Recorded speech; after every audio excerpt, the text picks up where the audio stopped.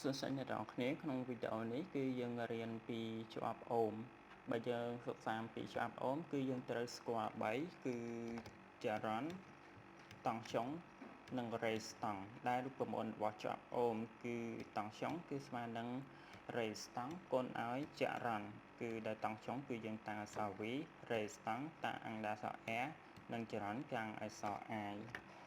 ចេះប្រសិនបើគេដាក់ប្រភពបែបនេះគឺអាគុយវាគឺជាតង់ចុងចំណែកឯគ្រឿងទទួលគឺជា resistance ចំណែកឯអេឡិចត្រូងបន្ទុកអេឡិចត្រូងដែលឆ្លងកាត់គ្រឿងទទួលហ្នឹងគឺគេហៅថាចរន្តតែអេឡិចត្រូងគឺវារត់ពីដកទៅវិញចរន្តគឺវារត់ពីបោកទៅនេះគឺយើងអាចបំលែងពីសេគ្វីនៅក្នុងរូបនេះគឺយើងអាចគូរនិមិត្តសញ្ញាតង់ចុងបែបនេះអានេះគឺនិមិត្តសញ្ញា multi cell គឺអាគុយគឺបាក់តេរីដែលចរន្តហូរឆ្លងកាត់គ្រឿងទទួលជា resistance ឥឡូវយើងមកស្គាល់ពីចរន្តគេនិយាយថាបើ resistor នៅក្នុងសេគ្វីមានតម្លៃថេនេះគឺមានន័យថានេះបើសិនបើគ្រឿងទទួលហ្នឹងគេដាក់គ្រឿងទទួលវាប្រកាសជាមានតម្លៃ resistor 1ថេហើយតង់ចុងគេបដូរតម្លៃតង់ចុងនេះតង់ចុងអាគុយនេះ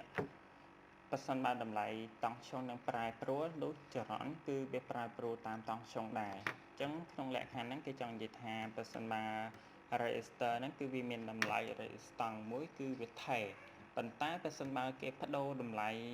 បាក់តេរីនេះបដូរតង់ចុងហ្នឹងអញ្ចឹងធ្វើឲ្យអាចរន្តដែលហូរឆ្លងកាត់ resistor ហ្នឹងគឺវាប្រែប្រួលដែរដោយយើងដឹងថាតង់ចុងគឺស្មើនឹងចរន្តគុណឲ្យ resistor អញ្ចឹងយើងអាចទាញឲ្យចរន្តស្មើនឹងតង់ចុងចែកឲ្យ resistor អញ្ចឹងក្នុងករណីដែល resistor R នេះគឺវាតម្លៃវាស្មើនឹងតម្លៃ x1 ដែលតម្លៃហ្នឹងវាថេហើយគេបដូរតម្លៃ x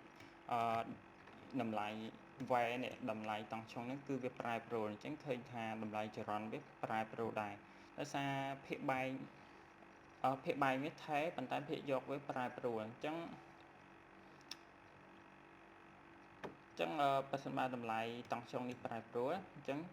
ចរន្តដែលយើងទទួលបានគឺវាប្រែប្រួលដែរអញ្ចឹងមានន័យថាបើយើងបដូរតម្លៃនេះតម្លៃដែលចរន្តហូរកាត់ resistor ហ្នឹងគឺវាប្រែប្រួល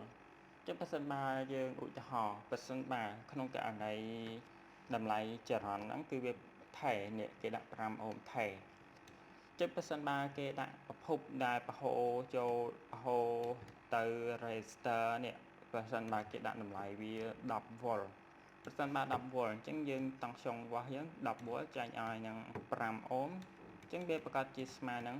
2អំពែអញ្ចឹងចរន្តវាស្មើ2អំពែចុះក្នុងករណីដែលគេដាក់15 V ម្ដងតម្លៃ resistor តម្លៃ resistance គឺវាដដែលដែរអញ្ចឹង15ចែកទៅ5គឺស្មើនឹង3អំពែអញ្ចឹងឃើញវាប្រែប្រួលប្រសិនបើតង់ចុងវាប្រែប្រួលហើយប្រសិនបើគេដាក់តម្លើងវាទៀតតង់ចុងវាកើនទៅដល់20 V 20 V ចែក5អូមគឺស្មើនឹង4អំពែអញ្ចឹងគឺឃើញវាប្រែប្រួលចរន្តដែលហូរឆ្លងកាត់ resistor គឺវាប្រែប្រួលទៅតាមតម្លៃតង់ចុងប្រភពរបស់យើងឥឡូវយើងនិយាយអំពីតង់ចុងម្ដងតង់ចុងគេនិយាយថាប្រសិនបើមានតម្លៃ resistance នេះគ្រឿងទទួលយើងហើយក្នុងនឹងមានចរន្តនៅកន្លែង resistor ហ្នឹងវាមាន resistance ហើយចរន្តដែលហូរឆ្លងកាត់នេះប្រសិនបើយើងវាស់ទៅឃើញចាប់តែឃើញមានចរន្តដែរចរន្ត E នៅលើ resistor ហ្នឹងដែរអញ្ចឹងនោះគេនឹងអាចថានៅកន្លែង resistance ហ្នឹងក៏វាមានតង់ចុងនៅលើវាដែរអញ្ចឹងគេនិយាយថាប្រសិនបើតង់ចុងបើមានតម្លៃ resistor នេះយើងអាចដាក់ថា resistance បើសិនបើមានតម្លៃ resistance និងចរន្តនៅលើហ្នឹងអញ្ចឹងតង់ចុងក៏វាមានដែរព្រោះ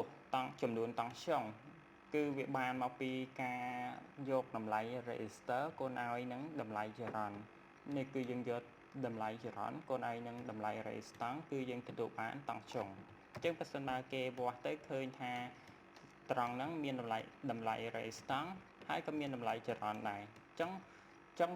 កន្លែងហ្នឹងគឺវាមានតង់ចុងដែរបើសិនបើវាមាន2ហ្នឹងនៅក្នុងហ្នឹងហើយ ចឹងឧទាហរណ៍ប្រសិនបើគេមានចរន្ត5អាំពែនេះចរន្ត5អាំពែនេះមានន័យថាចរន្ត5អាំពែដែលវានៅលើ resistance ហ្នឹងហើយ resistance គេវាស់មកឃើញ5អូមចឹងយើងអាចរកតម្លៃតង់ឆុងបានយើងដឹងតង់ឆុងនេះលើ resistance ហ្នឹងដោយយកតម្លៃ resistance គុណនឹងឯចរន្តចឹងបើសិនបើវាមាន5អាំពែចំណែក resistance គឺវា5អូមចឹងយើងគុណចូលគ្នាចឹងតង់ឆុងដែលនៅកន្លែង resistor ហ្នឹងគឺវាស្មើនឹង25 វ៉ុលចឹងបើសិនបើគេនិយាយថាមានចរន្ត2អាំពែនិង resistor 5អូមចឹងយើងអាចទាញបានថាតង់ឆុងនៅលើ resistor ហ្នឹងគឺស្មើនឹង10 វ៉ុលបើសិនបើយើងវាស់ទៅឃើញមានចរន្តនៅលើវា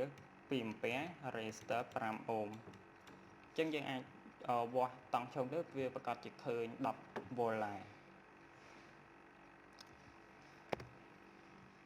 ឥឡូវយើងនិយាយពី resistance ម្ដងអញ្ចឹងអ្នកទាំងអស់គ្នាកុំច្រឡំ resistance និង resistor resistance គឺជាតម្លៃអញ្ចឹងដូចជាគ្រឿងទទួលនេះវាមិនមែនជា resistor ទេប៉ុន្តែវាមានតម្លៃ resistance នៅក្នុងហ្នឹង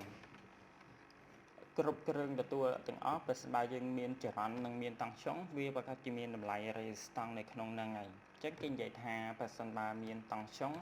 និងចរន្តនោះក៏មានតម្លៃ resistance ផងដែរអញ្ចឹងមិនថាអំពូលឆាំងអាម៉ាយឬកសិទឹកអីទេបើសិនបើវាមានចរន្តហូរឆောင်းកាត់វាហើយមានតង់ឆុងដែរអញ្ចឹងយើងដឹងថា resistance ក៏វាមាននៅក្នុងហ្នឹងដែរនេះព្រោះតម្លៃ resistance បានមកពីការចែកយកចំនួនតង់ឆុងចែកនឹងតម្លៃចរន្តសំទោសអានេះមិនមែនទេតម្លៃ resistance គឺស្មើនឹងចរន្ត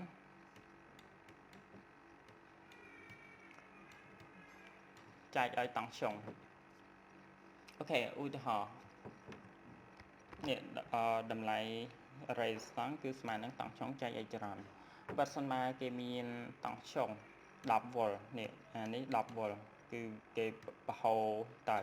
បើសិនបើវាមានអានេះ10 វ៉ុលអញ្ចឹងចរន្តដែលហូរទៅហ្នឹងគឺវាស្មើនឹង2អាំពែចឹងបើសិនបើចរន្តហូរ2អាំពែតង់ឆុង10 វ៉ុលអញ្ចឹងគឺយើងប្រកាសជាឃើញតម្លៃ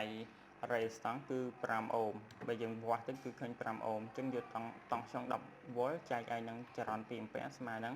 5អូមអញ្ចឹងមានន័យថាប្រសិនបើគេតជួយអំពូលចេះប្រសិនបើអំពូលហ្នឹងគេវាស់ទៅចរន្តឆ្លងកាត់វា2អាំពែហើយតង់ឆុងប្រភពដែលដាក់ឲ្យវាហ្នឹង10 វ៉ុលអញ្ចឹងមានន័យថាតម្លៃ resistance នៅលើអំពូលហ្នឹងគឺវាស្មើនឹង5អូម